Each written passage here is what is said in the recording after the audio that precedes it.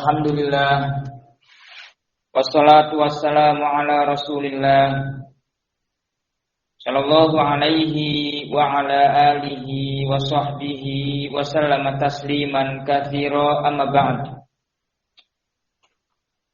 Ayyuhal ahibbah rahimani wa rahimakumullah. Insyaallah pada kesempatan malam hari ini kita akan kembali membahas kelanjutan daripada kitabun nikah yang sekarang sudah sampai pada al-bab salis, bab yang ketiga, yaitu tentang al-khul'. Al-khul' maknanya gugatan cerai. Nah, hal ini penting bagi kita pelajari dan ketahui, terutama bagi para ummahat, para wanita, karena khulu' atau gugat cerai itu ada pada kebijakan seorang wanita. Lain halnya dengan tolak. Kalau tolak itu ada pada laki-laki, pada suami. Suami yang mencerai istrinya, itu tolak. Tapi kalau khulu' itu istri yang menggugat cerai, yang meminta cerai. Inilah keadilan syariat Islam di dalam urusan rumah tangga. Karena yang namanya rumah tangga itu pasti ada masalah-masalah yang terkadang tidak ada solusi kecuali perceraian. Tidak ada solusi kecuali perpisahan. Namun perlu diketahui bahwa tolak, khulu' itu harusnya dijadikan solusi terakhir. Jangan bermudah-mudahan melakukan hal tersebut, karena akan banyak yang menjadi korban, terutama para anak-anak yang akan menjadi korban ketika orang tuanya bercerai, ketika orang tuanya berpisah. Maka pikirkan matang-matang ketika seorang suami mau mencerai istrinya, atau ketika seorang istri mau menggugat cerai suaminya. Pertimbangkan matang-matang. Pikirkan perasaan anak-anakmu. Kalau engkau, wahai istri yang menggugat, gampang nikah lagi. Demikian suamimu yang tergugat, gampang nikah lagi. Tapi anakmu akan kehilangan kasih sayang orang tuanya, akan kehilangan figur orang tuanya. Dan tidak jarang, anak yang broken home, yakni yang orang tuanya berpisah, menjadi rusak. Jadi tidak mendapatkan perhatian, sehingga dia mencari perhatian di luar dari orang lain. Ini sangat berbahaya. Ya, anak laki-laki karena orang tuanya berpisah, akhirnya dia liar di luar. Jadi penjahat, ya, liar, lepas. Demikian juga anak perempuan melampiaskan kasih sayang kepada lawan jenisnya, kepada kekasihnya. Bahkan tidak jarang wanita yang broken home menjadi pekerja seksual. Karena udah gak ada yang mengatur, gak ada orang tuanya lagi yang perhatian. Ibunya sudah senang dengan suaminya, suami barunya. Demikian bapaknya sudah senang dengan istri barunya. Sementara anak dari keduanya sedikit yang mendapatkan perhatian. Akhirnya mereka mencari pelampiasan, mencari perhatian di luar. Rusak. Pertimbangkan matang-matang ketika seorang suami mau mencerai istrinya atau seorang istri mau menggugat cerai suaminya. Sekali lagi saya tegaskan, perceraian, perpisahan itu solusi terakhir. Solusi terakhir ketika memang tidak bisa dipertahankan rumah tangga tersebut. Kalau hanya sekedar masalah sepele, masalah ngambek, masalah tidak keturutan apa yang diinginkan, jangan mudah-mudahan. Kasihan anaknya menjadi korban. Lain halnya kalau fatal kesalahan suaminya, nggak sholat, boleh menggugat cerai. KDRT tiap hari dipukulin, ya, tiap hari ditendang, ditampar. Nah, rusak badannya, fisiknya, istrinya dipukulin terus.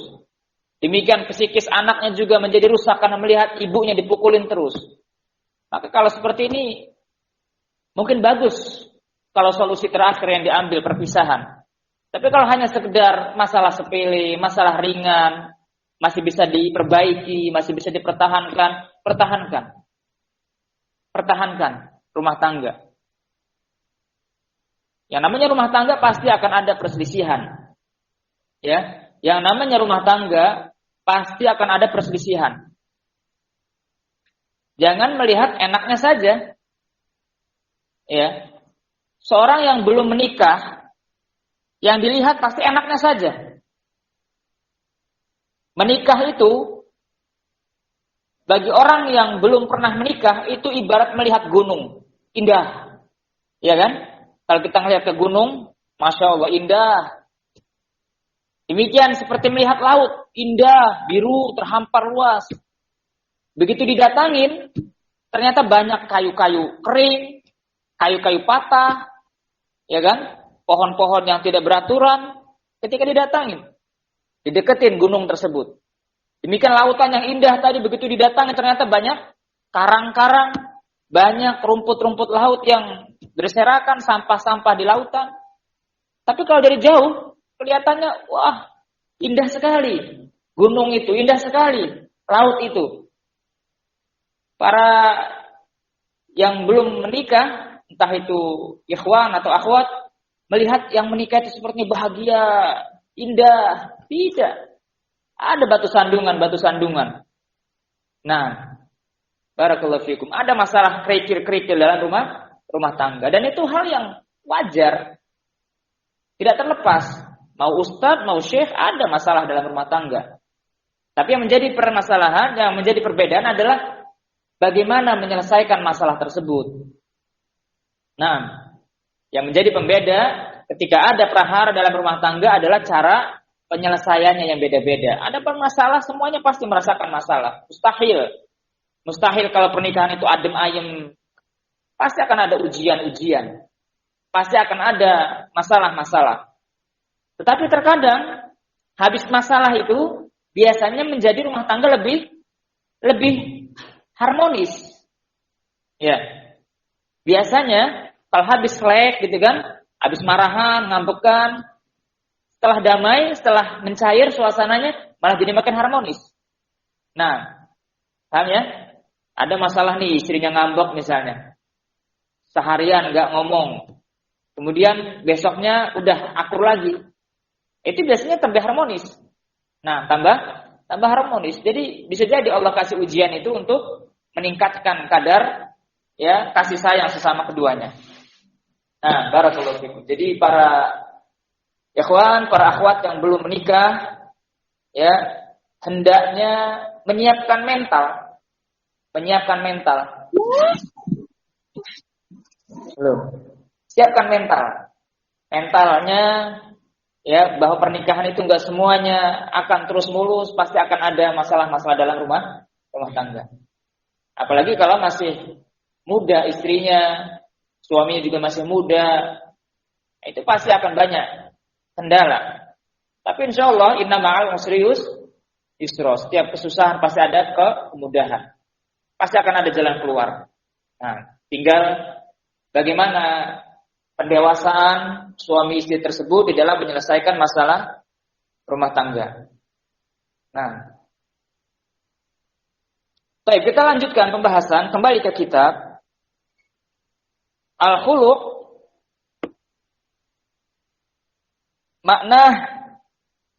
Maknanya atau definisi khuluq secara bahasa yakni ma'khudun min khal'i thawb, diambil dari melepas pakaian. Ya. Li'anna kullan minaz zawjain libasun li akhar. Karena suami istri itu pakaian bagi yang lain. Hunna libasul lakum, para istri itu pakaian bagi kalian, wa antum libasul lahum, dan kalian pakaian bagi istri. Apa gunanya pakaian? Untuk menyempurnakan keadaan pemakainya. Ya. Jadi dengan suami istri saling menyempurnakan kekurangan. Nah, jadi dalam suami istri bukan yang dicari kesempurnaan, tetapi saling menyempurnakan, ini kurang ditutup kekurangannya, ini kurang ditutup kekurangannya. Baik, barakallahu fikum. Adapun secara syariat bahwa khulu itu furqatun baina zaujain ala iwadin tadfa'uhul mar'atu li zaujiha bi alfadhin makhsusah. Perpisahan antara suami istri dengan pengembalian mahar dari seorang wanita kepada suaminya dengan lafaz tertentu. Ini secara syariat bahwa khulu itu perpisahan antara suami istri ala iwadin dengan membayarkan mahar, mas kawin yang dilakukan oleh almar'ah, seorang wanita, li zaujiha, kepada suaminya dengan lafaz makhsusah, lafaz khusus. Ini syarat yang harus dipenuhi oleh seorang wanita yang mau menggugat cerai. Dia harus mengembalikan mas kawin yang telah suaminya berikan kepadanya. Ini syarat. Ya, harus mengembalikan mahar atau mas kawin yang pernah diberikan oleh suami kepadanya. Makanya para wanita jangan minta mahar besar-besar. Jangan minta mas kawin tinggi-tinggi. Berapa mas kawin yang kau minta? 100 juta. Ya. Saya minta 50 gram. Dikasih sama suaminya. Nih, 50 gram emas. Berapa 50 gram? 50 juta berarti kurang lebih. Atau 40 jutaan, 45 jutaan lah. Besar apa kecil? Lumayan besar. Ternyata baru 2 bulan atau baru setahun lah. Rumah tangganya diuji dengan ujian. Suaminya KDRT. Suka mukul, suka berkata kasar, tidak suka sholat. Sehingga wanita ini tidak mampu bertahan dengan suaminya dengan sikap kasar, dengan sikap yang tidak baik suami kepadanya. Akhirnya minta cerai. Syaratnya apa kalau mau perempuan minta cerai tadi? Harus mengembalikan mahar. Maharnya berapa gram? 50 gram tadi. Sudah habis. Ya, sudah dipakai foya-foya, udah dibelanjain ke sana kemari, udah shopping-shoppingan. Begitu mau gugat cerai, bingung, nggak punya uang dari mana? Uangnya sudah habis. Sementara dalam gugatan cerai harus mengembalikan mahar. Akhirnya apa? Ya, dalam keadaan tersiksa bersama suaminya.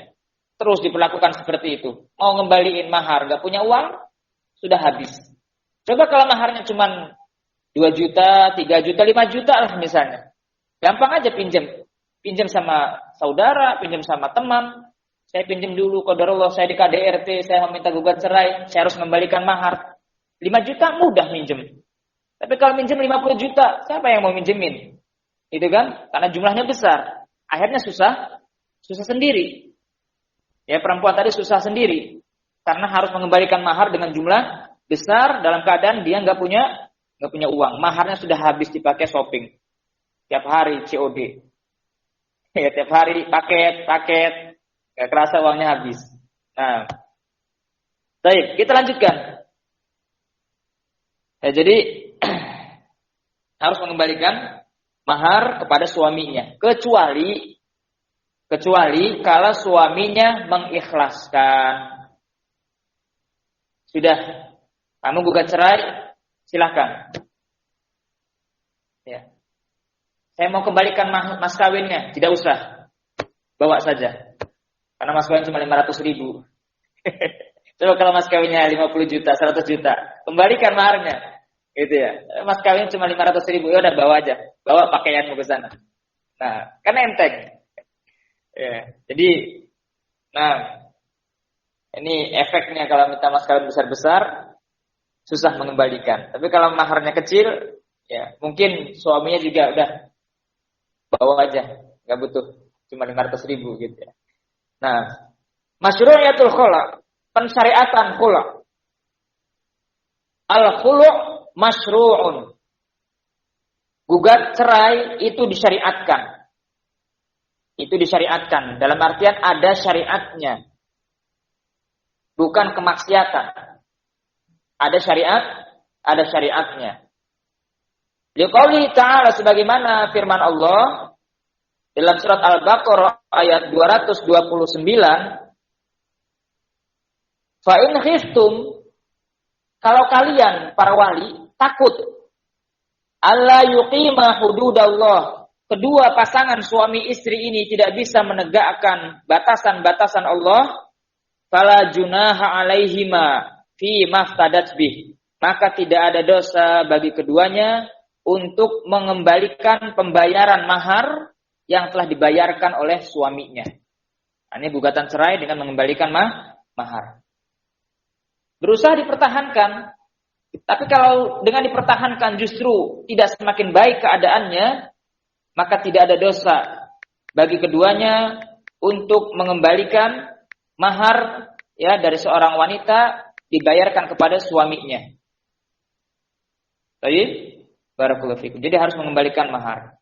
Ini dalil dari Al-Qur'an. Dan dalil dari As-Sunnah, hadis Abdullah bin Abbas radhiyallahu anhuma. Ini videonya dimatikan saja, akun salah satu ini khawatir terlihat. Baik. Dari Abdullah bin Abbas, beliau berkata, "Anna imra'ata Thabit bin Qais atat an-Nabiy sallallahu alaihi wasallam." Istrinya Thabit bin Qais mendatangi Nabi sallallahu alaihi wasallam. Faqalat, lalu dia berkata, "Ya Rasulullah, wahai Rasulullah, Thabit bin Qais ma a'tabu alaihi fi khuluqin waladin." Thabit bin Qais, aku tidak mencela, tidak membencinya dalam urusan akhlak dan agama. Akhlaknya bagus, agamanya juga bagus. Walakinni akrahul kufra fil Islam. Tetapi aku membenci kekufuran di dalam Islam. Makna kekufuran di sini ya. Nah, dua hal, kufrul asyir dan kufru hak ala zaujiha. Kufrul asyir itu kufur terhadap kufur kecil ya, bukan kafir keluar dari keislaman. Kufrul asyir, kufur nikmat suami. Karena ketika seorang istri benci atau tidak suka dengan suaminya, entah karena rupanya, tentu dia tidak akan menunaikan dengan sebaik-baiknya, tidak menghargai perjuangan suami, ya kan? Misalnya suaminya nggak suka dengan perilaku suaminya, seorang istri tidak suka dengan perilaku suaminya. Nah, mungkin dipaksa menikah dengan suami, dengan laki-laki yang tidak dia sukai, dipaksa nikah sama orang tuanya, harus nikah, mau tidak mau harus nikah. Nah, akhlaknya baik suaminya ini, agamanya juga baik, tapi nggak ada kecenderungan di hatinya, nggak suka gitu. Ya, bukan kriterianya. Mungkin dia kriterianya suaminya begini, dapat suaminya sebaliknya. Nah, ya. Jadi kufrul asyir akhirnya dia takut kalau diteruskan rumah tangganya, khawatir kufur terhadap nikmat suami. Jadi tidak sungguh-sungguh berbakti dan mengurus tanggung jawabnya sebagai istri. Dan kufur dalam menunaikan hak. Kan seorang istri harus menunaikan hak. Tugas dia sebagai istri kepada suaminya. Kalau dia tidak suka sama suami, ogah-ogahan ngerjain tugasnya, ya enggak?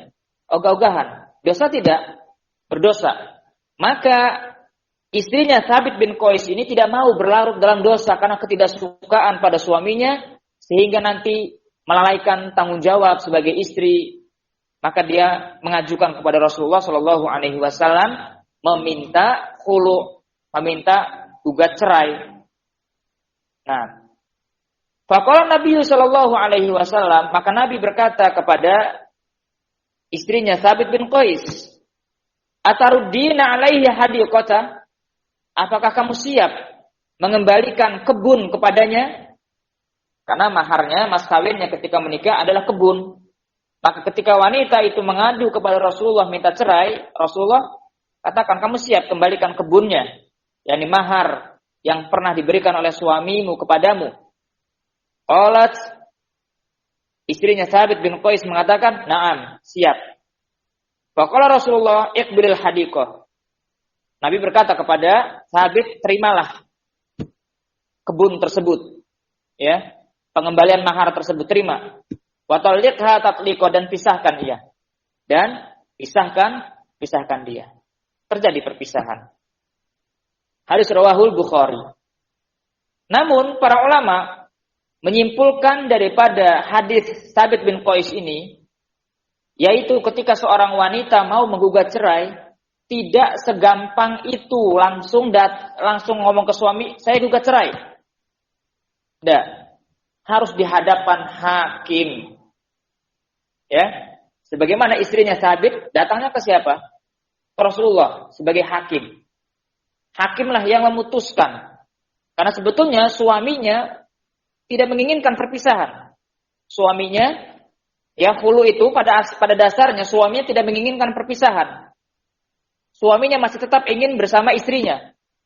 Tapi, ya, karena istrinya sudah tidak tahan lagi bersama suami, maka dia mengajukan gugatan cerai.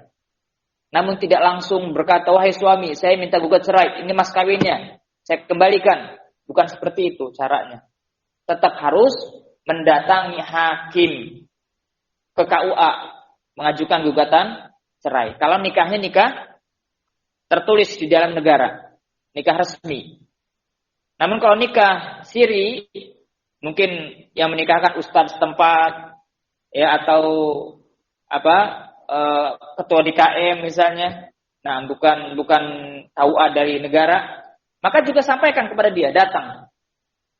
Keduanya datang, temui ustadz yang telah menikahkannya tersebut, bahwa saya mau menggugat cerai suami saya lantaran suami saya suka KDRT. Ya, ini buktinya. Lebam di wajah. Ini bukti visumnya. Jadi saya ingin menggugat cerai. Saya sudah tidak kuat tinggal bersamanya, tiap hari dipukulin. Nah, suaminya, saya masih ingin bersamamu, kata suaminya. Ya. Maka hakimlah yang memutuskan. Kembalikan mas kawinnya dan pisahkan dia. Kenapa? Sudah tidak ada maslahat lagi dalam kebersamaannya. Namun biasanya hakim juga melihat alasan-alasan tertentu yang mungkin jika bisa didamaikan. Mungkin suaminya sikapnya begini, lalu diadukan oleh istri, dinasihatin suaminya, kamu mau berubah tidak? Nah, kalau suaminya mau, ya saya berjanji mau berubah, udah damai lagi, perjanjian, ya. Dalam selama 1 bulan ini jangan sampai ada KDRT. Dalam 1 bulan lulus, nggak ada KDRT, lanjutkan. Alhamdulillah, damai lagi rumah tangganya, adem ayem. Ini sepantasnya diislah terlebih dahulu.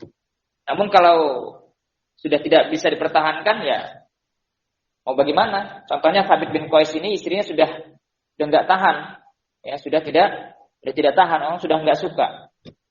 Tidak sukanya bukan pada akhlak dan agamanya, tetapi karena mungkin rupanya atau tidak sesuai kriteria wanita tersebut, itu yang menjadikan dia menggugat menggugat cerai. Kalau ketidaksukaan pada rupa saja boleh menggugat cerai, apalagi kalau ketidaksukaan pada akhlak dan agama. Baik. Makanya dikatakan di sini, saya tidak mencelaknya pada akhlak dan agamanya. Berarti agamanya bagus, akhlaknya bagus. Tapi ketidaksukaan mungkin pada rupanya atau hal lain yang bukan pada urusan akhlak ataupun agama.